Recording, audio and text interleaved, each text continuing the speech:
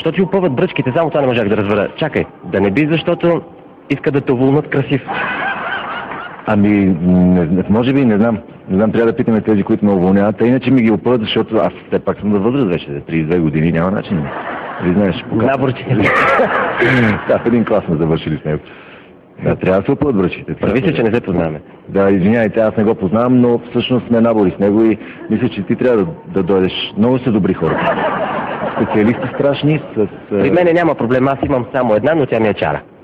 Така ли? Да. Къде имаше една бръчка? Няма да кажа.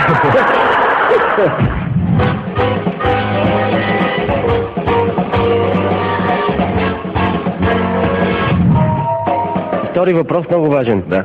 Защо всъщност ти увеличават заплатата двойно? Аз нещо не схващам. Хем те уволняват, хем ти увеличават заплатата двойно, сега ще ми върши 20 лева. На намека, заповядай. Да, мерси и после ще почерпиш. Ще потееш какво да направя. Ами да, всъщност те пък двойно ми увеличиха, сега чуда как се похарчи парите. Просто не в банката не иска да ми ги взимат вече и казват тези пари не може, те с честен труд не може да изкарат такива пари. Ти правиш някакви далавери и така. Аз тук ще разбрахме, че по нечестен път си вадиш парите. Как точно го правиш? Ами аз също пак и това не мога да ти отговоря, но изведнъж заплата ми стана двойна. Може би, защото си опънах бръчки. Сигурно за това е канал.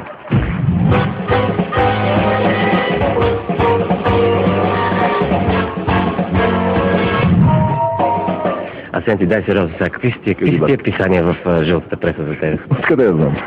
Нали хората трябва хляб да ядат? Сега, което си е верно, верно. Аз между другото им се възхищавам на тези пичове. Според мен те трябва да пишат сценарии за съпълнени сериали, казвам го съвсем сериозно. Аз мисля, че това са много талантливи хора, които могат от всяко нещо да измислят история. Защото те измислят истории, цели истории. С герои, с конфликти, с... Искаш да кажеш, че това, което пише в пресата, не е вярно? Ми, какво да ти кажа? Аз... Сега за себе си нямам какво да говоря, да отричам и да не отричам, но когато съм чел нещо за някой мой познат в тези вестници, нещо, което знам, винаги е било абсолютна грешка. В смисъл, за да не кажа, че никога не е било вярно. Това съм чел. Добре, обаче сега съм при тебе. Кажи за нашите приятели, това, което ти казах, което прочето, да, вярно ли? Не е вярно. Съжалявам. Благодаря ти, Асене. Оставам те да работиш. Благодаря ти. А пък оказва се, че Асен нито си опъва бръчките, нито е уволнен, нито са му увеличили заплатата. Просто принципа при жълтата преса явно работи залудо не стои, или по-скоро залудо пиши, какво като са лъжи. И това беше всичко от нас. Жълтата преса влага много страст в това, което пише, но не влага никакъв разум. Тези две неща се съчетават много трудно и много рядко. Може би само един човек. И това е Юлиан Вучков, телевизия СКАТ и предаването Размисли и страх. Днес гост в студиото ще бъде много популярния, особено популярния певец Веселин Маринов. Той ще изпълни свои песни, които ще имате възможност да възприемете обаче като клипове. Песните като клипове някак си ще ги възприемем, но смисълът на думите ви не го възприехме. Ще имате възможност да възприемете обаче като клипове. Карай, да опитаме да възприемем нещо по-важно. Важното е, че американските власти и цялата коалиция, така да се каже, беше изключително удовлетворена, че Садам е Хюсеин. Садам е Хюсеин, а Вучков си е Вучков. Садам е Хюсеин. Садам Хюсеин, извинете. Вучков си е Вучков, но патриарх ли е Максим? Аз ви благодаря, че насочихте вниманието и към нашия патриарх Евтими. Нашия патриарх Евтими, за който може да се кажат много неща и за съжаление голяма част от тия неща няма да са приятни за него. Няма, но той е отделна тема, нашия патриарх. Нашия патриарх Евтими. Господин Вучков, сигурно дълго ви се налага да чакате тролея на булевард Патриарх Евтими. Но той е отделна тема, нашия патриарх. Нашия патриарх Евтими, нашия патриарх Евтими. Освен по кръстовищата, магистралите, улиците и шосетата и цялата републиканска мрежа, ПТП-та могат да възникнат и на много странни места. Едно от тези странни места ще ни покаже Дейвик с фамилия репортажния екип. Здравейте, аз съм Дейвид. А това е Подлет. Знаете ли за какво служат подлези? За да пресичат безопасно пешеходците? За да се продават книги, вестници, списания и цветя? И това не. За да свират музикантите? И това не. Вижте този подлез в центъра на София.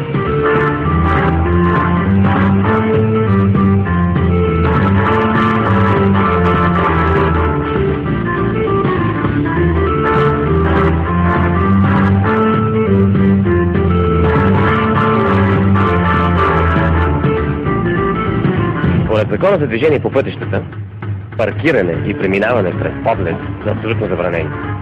А глобата за нарушителите е от 20 лева. Нищо работа. Този подлез преминават коли, паркират коли, дори могат да ви блъснат коли. Абсурдът е пълен.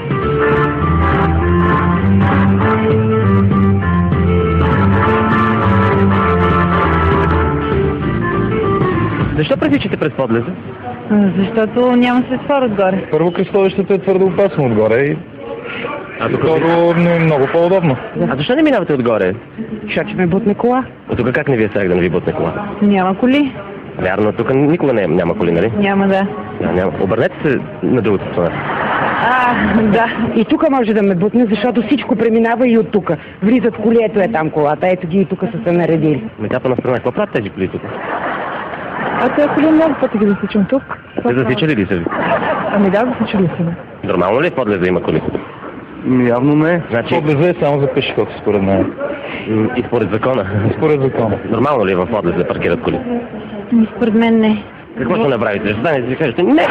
Не минавай от тук. Не знам дали ще застана и ще кажа не, ама сигурно тук малко по-надолу са няколко от великите представителства, Министерски съвет, Народно събрание. Ако имам възможност, ще отида там да им кажа какво е навън от тези сгради.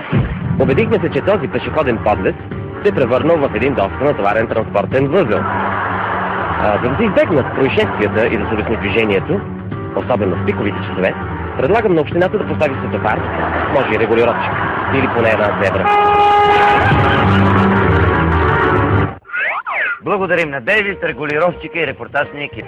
Уважаеми пешеходци, вече знаете, че трябва да внимавате, когато пресичате подлези. Защото вече те са част от синя зона. Не забравяйте да ни сигнализирате за всякакви измами, далавери и корупция на вече познатия ви сайт www.gospodari.com И на нашия телефон 946 33 27. А сега, в близък план, Балканите отблизо на телевизия BBT. Телевизия BBT захвърли своята журналистка на граничната бразда. А тя ни хвърли в джаза със следното прозрение. Намираме се на границата между България и Сърбия. Тук е България и зад мен пасат кози, а тук е Сърбия. Кози там няма. Айде сега, ние трева не пасем, аз кози зад нея не виждам. По-тревожно е посланието на колежката. Тук е България и зад мен пасат кози, а тук е Сърбия. Кози там няма. Това е една стара балканска игра. Тука има, а тука нема. Тук е България и зад мен пасат кози, а тук е Сърбия. Кози там няма. Как така кози там няма? Защо така изведнъж? Що е сърбин, се е юнак, и що е козица, се е пастрамица. Отиваме в телевизия Скат, където на Ник Штайн не му е до телефон, а само до микрофон. Добър вечер, господин Штайн. Добър вечер на вас, господин.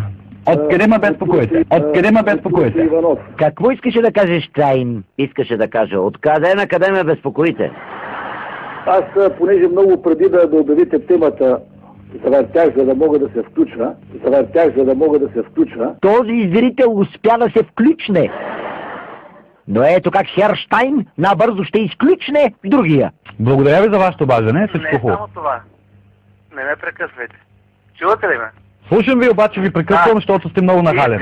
Искам нещо да ви кажа. Не, няма да ми кажете нищо, веднага приключваме с вас, господин Димитров. Точно е така. Точно така. Ред трябва да има. Ред и дисциплина. Точно е така. Петелев, не искам да ви безпокоя, но ще трябва да включим нещо друго. Ами трябва да включим редовния ни преглед на ансамбъл в дарителата ми ООД. Да разперим крилца за поредния бръснеш полет над куковичето гнездо. Канал 3, Пентаграм и... Един ясновидец, който вижда в бъдещето, но не чува в настоящето. Дайте ми малкото си име, госпожо. Атанас Кръстев, 17 юни 79 година. Не чуваме. Атанаска? Атанас Кръстев. Атанас Кръстев. Да. Колко години е навършил? 17 юни 79 година. А месец и дата ще ми дадете ли? Ами той нали ви ги даде? Вие даже си ги записахте. Или само си драскахте? 17 юни 79 година. А месец и дата ще ми дадете ли? 17 юни 79. Телевизия Херос, предаването Вратата. И отново проблеми с възрастта. Кажете как се казвате, на колко сте години? Моля? Как се казвате и на колко сте години? За Красимир Божинов, на 31 години. Въпросът? Ало? Чуваме се, въпросът кажете. Въпросът е, той е страдал от заекване и може тя да му помогне. Заекване? Да. Да, наистина. На колко години казахте? На 31 години. Не от значение възрастта, при мен мога. Моля? Не от значение възрастта, мога да помогна.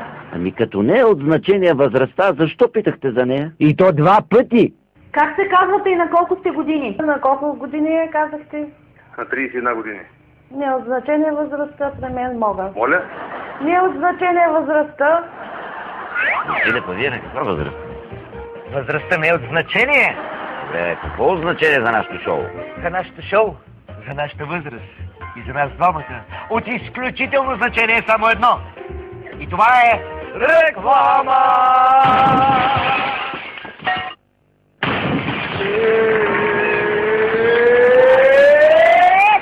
Отново след рекламите! Щастливи сме, че сме отново заедно. И не сме единствените, защото други водещи също са много щастливи. Дори прекалено щастливи бих казал.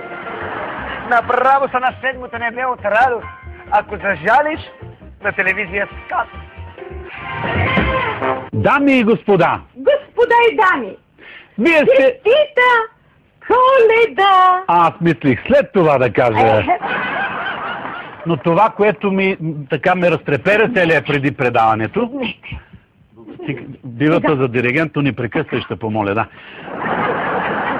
Ако имате някакъв бърз поздрав за финал, микрофонът е ваш.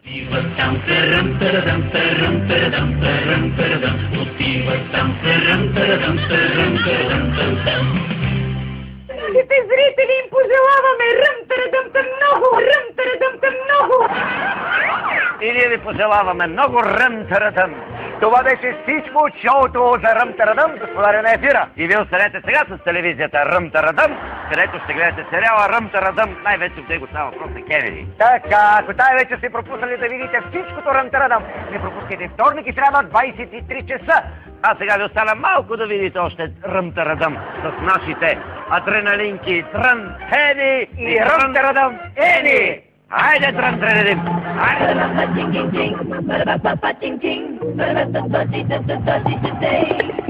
Seen a man cry, seen a man die inside. I seen him say to me, she is only mine. That ain't gotta do what is best for him. Never let me in, not even